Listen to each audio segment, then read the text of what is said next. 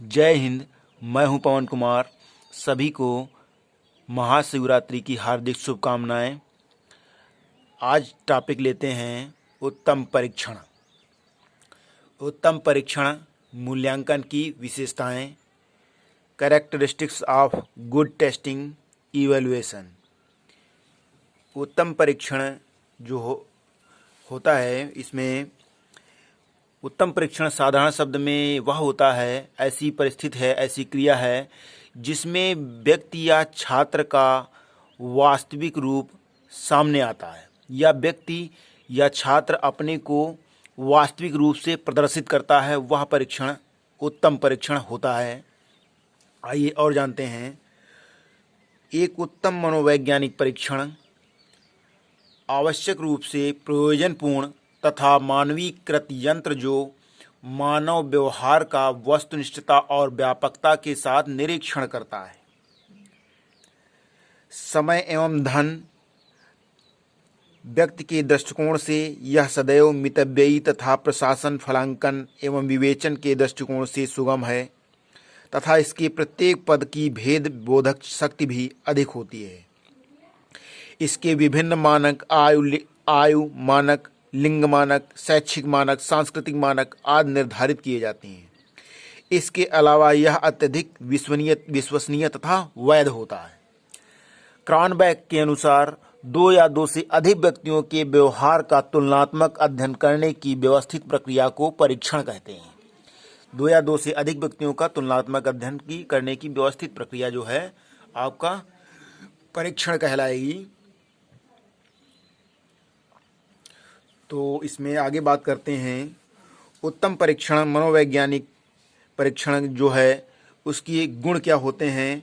तो पहला गुण ये होता है कि उत्तम परीक्षण प्रयोजनपूर्ण होना चाहिए, वस्तुनिष्ठ होना चाहिए, मानवीकृत होना चाहिए, व्यक्ति के संपूर्ण व्यवहार का प्रतिनिधित्व करने वाला होना चाहिए, व्यापक होना चाहिए, समय, धन एवं व्यक्ति के संबंध में मितव्ययी होना चाहिए, प्रशासन, फलांकन तथा विवेचन की दृष्टि से सुगम होना चाहिए,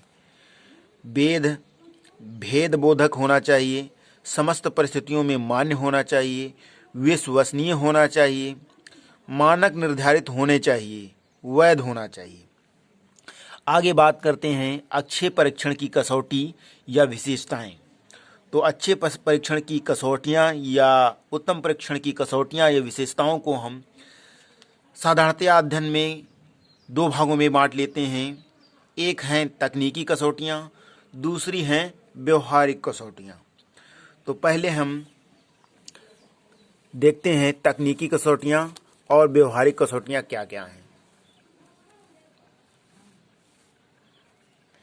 तो इसमें तकनीकी कसौटियों में जो पहली कसौटी है वैधता। तो वैधता, वैलिडिटी, किसी भी मापन उपकरण या विधि में सबसे पहली विशेषता यह होनी चाहिए कि वह उस गुण पर अधिक अथवा गुणों का मापन कर सके जिसके लिए उसका प्रयोग किया जा रहा है। कहने का अर्थ यह है कि जिसके लिए वो ये मापन किया जा रहा है उसी का मापन हो। ऐसे मूल्यांकन उपकरण को वैध उपकरण कहा जाता है। उदाहरण के लिए छात्रों के उपलब्धि परीक्षा को लीजिए। यदि इस परीक्षण द्वारा छात्रों की उस योग्यता का मापन किया जा सकता है जिसके लिए इसका प्रयोग किया जा रहा है, इसे वैध परीक्षण कहेंगे। इस गुण को वैधता कहते हैं। दूसरा है विश्वसनीयता। विश्वसनीयता जिसके द्वारा गुण का मापन सही होता है उसे विश्वसनीयता कहते हैं। उदाहरण के लिए यदि हम एक बुद्धि परीक्षण का प्रयोग छात्रों के समूह विशेष पर आज करें और फिर इसी परीक्षण को कुछ दिनों बाद दोबारा करें, इसके परिणाम समान हों, इस परीक्षण को विश्वसनीय परीक्षण कहेंगे। इस गुण को विश्वसनीयता कहेंगे। नेक्स्ट है वस्तुनिष्ठता। वह मापन उपकरण अथवा विधि जिसके मापन परिणाम मापनकर्ता से प्रभावित नहीं होते हैं, उसके द्वारा कोई भी व्यक्ति मापन करे, मापन परिणाम समान होते हैं, उसे वस्तुनिष्ठ मापन उपकरण या उसे वस्तुनिष्ठ मापन या मापन कहेंगे। इस गुण को वस्तुनिष्ठता कहते हैं। उदाहरण के लिए किसी छात्र की उपलब्धि परीक्षा का 2 या 2 से अधिक परीक्षकों के माध्यम से अंकन कराया जाए और उनके द्वारा प्राप्त अंकों को जो समान अंक प्राप्त हों, ऐसे परीक्षण को वस्तुनिष्ठ कहेंगे। कि 2 अध्यापक 2 विशेषज्ञ एक ही उत्तर को किसी एक प्रश्न है, उसका छात्र उत्तर लिखता है और फिर उसे 2 विशेषज्ञों से अलग अलग जचवाया जाता है, तो वो एक ही समान अंक प्राप्त होते हैं, तो वो कहलाएगा वस्तुनिष्ठता।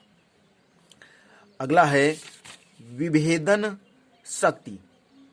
विभेदन शक्ति या विभेदकता। शिक्षा के अंतर्गत हम मापन व मूल्यांकन का प्रयोग मुख्य रूप से छात्रों के गुणों एवं योग्यता का मापन एवं मूल्यांकन करने के लिए करते हैं। हम जानते हैं कि गुणों व योग्यता की दृष्टि से विद्यार्थियों में बड़ी भिन्नता है, अतः छात्रों के किसी गुण अथवा योग्यता का मापन करने वाले परीक्षण में इस गुण का होना अत्यंत आवश्यक है। जैसे छात्रों में विभिन्न विभिन्न गुण हैं, तो वो विभिन्न विभिन्न गुण सामने परीक्षण के द्वारा आ सकें। मापन परिणामों का वितरण का विस्तार काफ़ी बड़ी सीमा में हो, उसी स्थिति में विद्यार्थी में भेद किया जाता है। ऐसे परीक्षण या प्रयोग जिसमें गुण या होता है उसे विभेदक परीक्षण कहते हैं और इस गुण को विभेदकता कहते हैं। जैसे विद्यार्थियों की उपलब्धि को लीजिए, इसमें विभेदकता लाने हेतु पहली जरूरत है कि परीक्षा में संपूर्ण उपलब्धि क्षेत्र से संबंधित प्रश्न पूछे जाएं व अधिक मात्रा में प्रश्न पूछे जाएं। दूसरी तरफ ये आवश्यकता पड़ती है कि कुछ प्रश्न सरल हों, सीधे हों, कुछ प्रश्न कठिन हों और कुछ सूझबूझ के हों, जिन्हें विद्यार्थी हल कर सकें। इस प्रकार से पूरी तरह प्रत्येक क्षेत्र से उसमें उत्तम, मध्यम, निम्न स्तर के प्रश्न होंगे, जिसमें छात्रों के सभी गुण या व्यापकता से गुण सामने आएंगे। नेक्स्ट में बात करते हैं मानक की। देखिए, मानक वैधता, विश्वसनीयता, वस्तुनिष्ठता, विभेदन शक्ति होने के साथ साथ यदि परीक्षण में मानक नहीं है तो वो अच्छा परीक्षण नहीं कहलाएगा। मानक से तात्पर्य मानदंड से है, जो पूर्व निश्चित आधार हैं जिनके द्वारा किसी मानक उपकरण या विधि द्वारा प्राप्त मापन परिणामों की व्याख्या की जाती है। किसी भी अच्छे मापन उपकरण अथवा विधि के लिए इन मानकों का होना भी आवश्यक होता है। इनके मापन अथवा परिणाम की सही व्याख्या नहीं की जा सकती। मानक मापन परिणामों की व्याख्या के आधार होते हैं। यदि ये मापन अभाव जो है, परिणाम की सही व्याख्या नहीं की जा सकती है, ये मानक, ये जो आपके परिणामों की व्याख्या के आधार होते हैं, तो बिना मापन के आपका परीक्षण अच्छा परीक्षण नहीं कहलाएगा। और क्वेश्चन में जैसे पूछा जाता है कि अच्छे परीक्षण का आधार क्या होता है, तो आप सीधा सा उत्तर यही बताएंगे कि मानक, कि अच्छे परीक्षण में जो आधार है वो आपका मानक होता है। ऐसे क्वेश्चन बनता है, आ भी चुका है। आगे बात करते हैं व्यवहारिक कसौटियाँ। देखिए, व्यवहारिक कसौटियों की बात करते हैं तो इसमें पहला है उद्देश्य पूर्णता, परपोजिवनेस। प्रत्येक उत्तम परीक्षण के कुछ निश्चित उद्देश्य होते हैं जिन्हें प्राप्त करना आवश्यक होता है। अतः परीक्षण के उद्देश्यों की पृष्ठभूमि में यह देखना चाहिए कि परीक्षण से उसके पूर्व निर्धारित उद्देश्यों की पूर्ति होती है या नहीं, जिसके लिए यह निर्माण किया गया है। नेक्स्ट में बात करते हैं व्यापकता की। कॉम्प्रिहेंसिवनेस। व्यापकता का अर्थ है किसी परीक्षण में पाठ्यक्रम के अधिक से अधिक अंकों का समावेश हो। परीक्षण में पाठ्यक्रम के केवल कुछ अंशों को ही महत्व न दिया जाए, बल्कि विषय के संपूर्ण पाठ्यक्रम को महत्व प्रदान करते हुए सभी अंशों या प्रश्नों या पदों का चयन करके परीक्षण का निर्माण किया जाना चाहिए। दूसरे शब्दों में, परीक्षण को संपूर्ण पाठ्यक्रम का प्रतिनिधित्व करना चाहिए।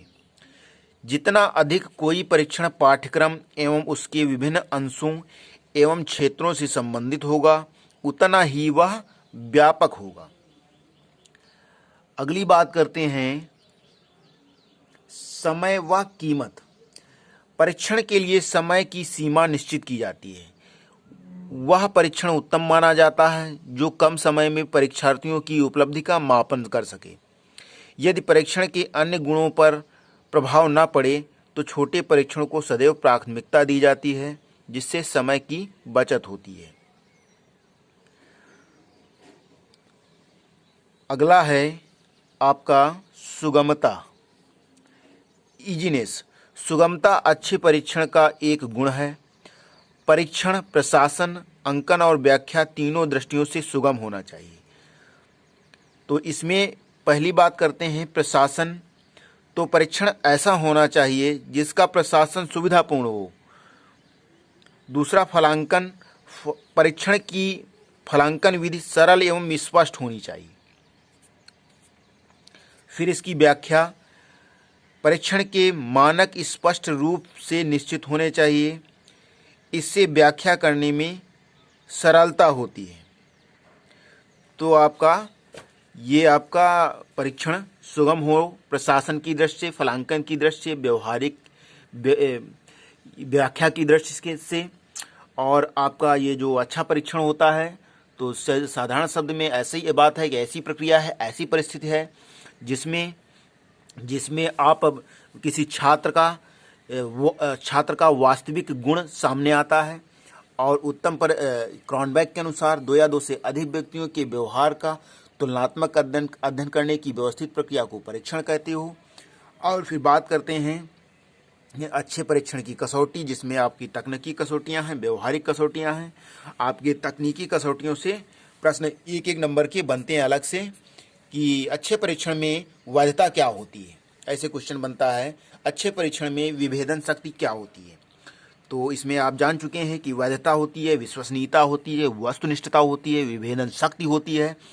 और इन सभी के साथ भी इसमें तकनीकी कसौटी में अच्छे परीक्षण की विशेषता में आपके परीक्षण में मानक होने चाहिए, कि पूर्व निर्धारित मानक होने चाहिए जो आपके अच्छे परीक्षण के आधार होते हैं।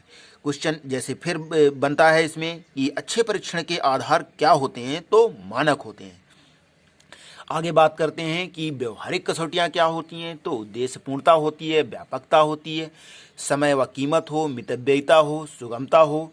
इस प्रकार से आपका अच्छा परीक्षण और अच्छा परीक्षण क्या होता है, उसकी विशेषताएं क्या होती हैं, गुण क्या होते हैं, क्या होता है, ये चर्चा हो चुकी है। आप अपने जो सजेशन हो अपने कमेंट बॉक्स में लिखें। और वीडियो देखने के लिए धन्यवाद। हमारा चैनल सब्सक्राइब कर लें।